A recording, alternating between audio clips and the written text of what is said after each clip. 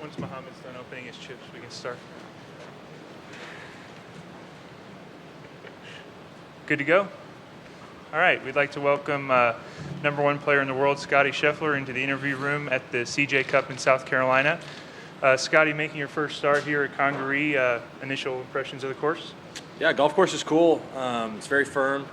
It's fast. The greens are really quick, and I'm sure they could get faster. But first impressions were it's a pretty cool place to be able to come play. Definitely going to be a good test, and for me, it's a golf course that's really fun to play.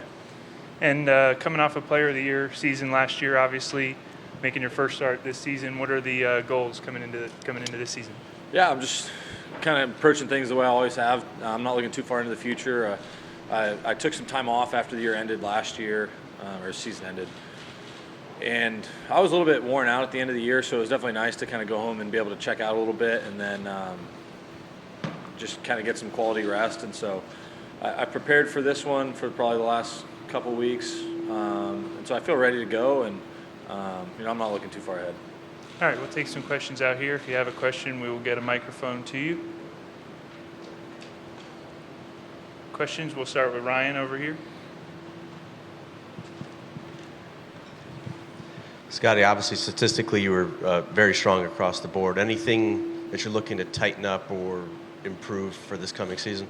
Yeah, definitely clean things up. I feel like my ball striking, I made a kind of a big stride last year in my strokes gained approach. That was kind of a really, really large area of improvement, and that was just working on some things in the gym and then creating a lot of different shots for myself. And so I'll continue to hone that stuff in and just clean up the areas that always need work, like putting and short game and wedge numbers. Golf's kind of one of those games where you feel like you can always be improving. We have a question with Jeff over here on the right. Scottie, you talked about checking out a little bit, having the ability to do that. What does that look like for you? It's not as easy as you'd think, because let's say if I'm sitting at home one afternoon, I want to just chill and watch TV, watch a show or something, my mind kind of will always go back to golf. That's just kind of how I've always been. I'm very competitive, and I was frustrated with how last season ended. I really wanted to win the FedEx Cup, and so for me, it was kind of harder to check out this time of year. But I started just doing other stuff. I started playing other sports, finding things that kind of occupy my brain that aren't golf. Doug? New putter this week? Yeah. What is it, and why the change, and how often do you change? I typically don't like changing equipment at all, but I've been using it now for probably 2-3 weeks. Late in the year, I putted what felt like to me pretty poorly. I was really streaky, and I was trying a few different things, and that's not really a way to improve. When you're felt like I was kind of blindly throwing darts, just trying to find something, and sometimes I was lining the ball up, sometimes I wasn't. And I'd used that kind of same style putter for a long time, and I grabbed one of these. I remember in junior golf, I used kind of a mallet type putter head, and I think it was the putter I used when I won the U.S. Junior, and then I won the Junior Invitational, which at the time were like the two biggest junior tournaments. And I grabbed this putter that I had at home that I tested a while ago, and I set it up and I brought it out to where it looks, and I was like, man, this thing's really easy to line up. And I don't really feel like I have to work a lot to line the ball up correctly. And I fiddled around with that model, figured out what I liked and didn't like, and I talked to the guys at Titleist, and they were able to get a putter to me in like a day from California, and I kept using this one. And for me, it's just really easy to line up. I feel like I'm more consistent with it. I feel like my ceiling's still the same. I can get hot with the putter and make a ton of putts, but I felt like my floor was a little too low last year. And so hopefully this will be one of those deals that'll kind of raise the floor. We'll go to Adam on the left. Continuing on that, you seem to be pretty frustrated with the putting. At the President's Cup, you were out putting very late in the evening. And was there anything that you learned from putting wizard Steve Stricker? Yeah, he's a pretty smart guy, and the results speak for themselves with his putting. And I've worked with the same coach, Randy, my whole life, and so I haven't really ever gotten many second opinions. Most of the second opinions that I've gotten have been from guys that are just really good players, Steve being one of them. And sometimes it's just good to kind of have a different voice in your head, because like I said, Randy and I have been working together for so long that it was kind of nice just to hear some different thoughts on how Steve approached putting. And because I definitely was frustrated with how I was rolling at the President's Cup. I wasn't hitting my lines. I couldn't get comfortable over the ball, and if it was a stroke play tournament, I would have been fine. I still would have been able to play good, but with it being match play, you got to make those putts towards the end of the matches, and I wasn't able to do that. But it was very helpful kind of picking his brain and just kind of learning from him. Did you try anything different on Sunday? A little bit. I putted good on Sunday. But like I said, it was just nice kind of getting a second opinion and hearing a different voice just on something like that. Like Steve approached putting a little bit differently than I may have in the past. And sometimes it's good just to have that second set of eyes. When's the last tournament you felt you putted well? It's tough because I would go through spurts where I'd putt well. The last tournament where I felt like for 4 days I putted well was probably the Masters. And, obviously the results there were good. But I don't know, my memory for stuff like that is not really good. I have a very short memory, and so the Masters is obviously one that sticks out in my head. I'm sure there was a few throughout the year where I putted pretty good. We'll go to Doug and then Hogle. Were you speaking specifically to the 18th hole at the Masters? No. I think of the Masters as a 5-shot win, not a 3-shot win. We ran this by Jordan yesterday as well, but with the elevated events now, have you given consideration to what your May is going to look like?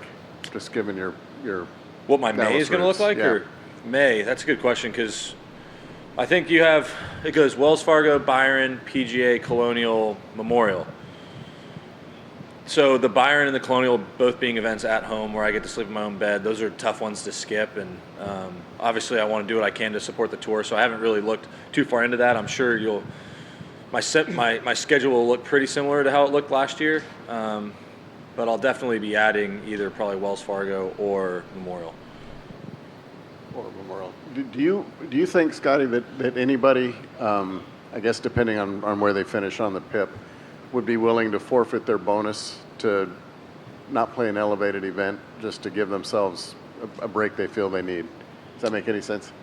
Yeah, it's like how much value can you place? Like, it's a tough discussion because like, what's the monetary value of the other thing that you want to do that week? And so if it was like, let's say my sister was getting married or I'm having a baby, like whatever monetary value I'm giving up to watch that happen, that's what I'm going to do. It doesn't matter the money amount.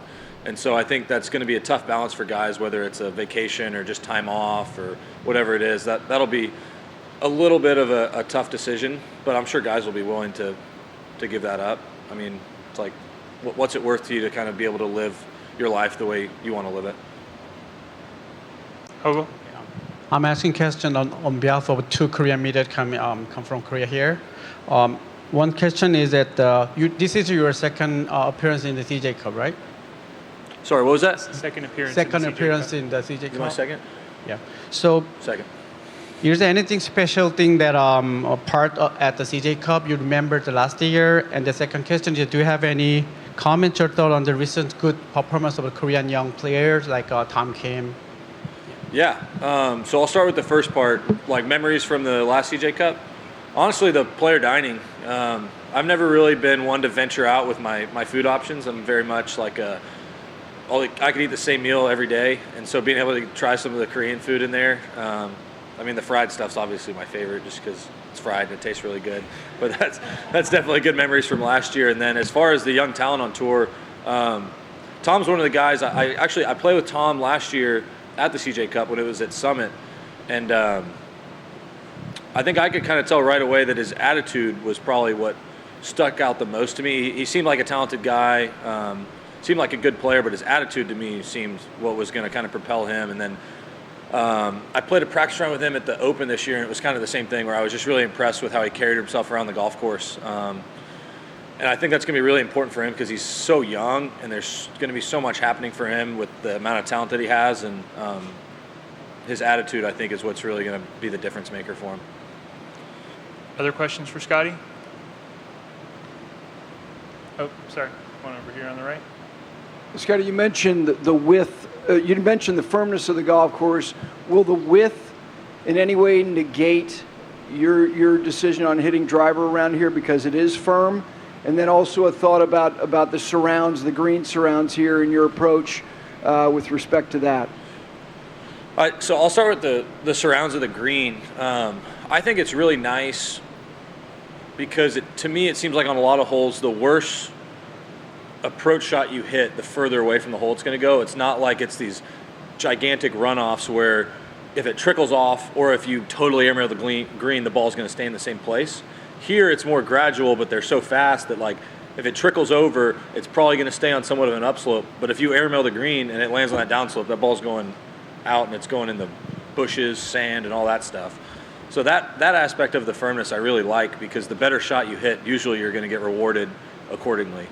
And then as far as hitting driver, I feel like this golf course has a good mix of holes to where you have some really short ones and then really long ones. And so there may be 2 holes out here that could be drivable depending on wind. But I think you're going to see me hitting driver a lot because the rest of the holes are so long.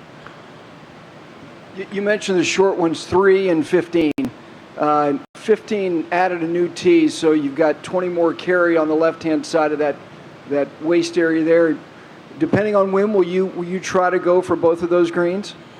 I got to know for sure that I can cover that bunker on the left on 15 because if you hit in that bunker, that's kind of dead. And it's a pretty easy layup.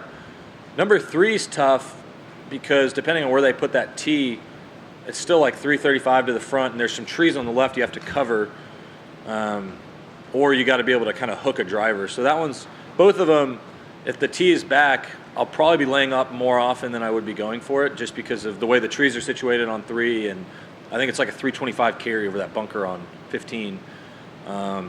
So if they put the tees all the way back and there's no wind, you're probably going to see me laying up mostly on those holes. Adam? Does this course remind you of anywhere else you've played before? Not really. That's one of those questions I need time to think about. But off the top of my head, not really. It's pretty unique with the firmness, with the sand capping. It's definitely pretty unique, but I think it's going to be really cool and fun. Where would you say your confidence is in your game now versus a year ago, coming off of the success you had at the Ryder Cup? I mean, I would say pretty similar. If anything, I may be a touch more confident this year. Kind of coming off the year that I had. Definitely the President's Cup was frustrating to not win as much. But like I said, I didn't putt as good as I'd hoped to. But other than that, short game was good. My ball striking was great. And so for me, the way my game is, I feel like it's in a good spot. For some reason, I've always struggled in the fall. Last year was really the first fall that I've had since I got to college where I played pretty well. So for me, kind of going into the fall, it's always been kind of a time of rest and kind of recovery and testing things out. And like this week, I'm testing out a little something with the putter. But I've been playing good at home, been putting good at home. The things that I've been working on for the last few years, I feel like I'm continuing to improve on, which is definitely a lot of fun. All right, we got time for a couple more. We'll go to Ron in the middle. Scottie, given the success you had and sort of the jump you made, did your life change as much as we might imagine it would for somebody who's done what you did this year? Have you been able to keep it the same? I would say life at home for me is pretty similar. It's definitely a little different with people that I'm not super close with, whether it be when I'm out practicing or at a tournament. Life at tournaments is definitely a lot different than it was a year ago. But as far as stuff at home, life's pretty much the same. All right, those are all the questions we have. Thank you very much for your time, Scottie, and best of luck this week. Thanks, y'all.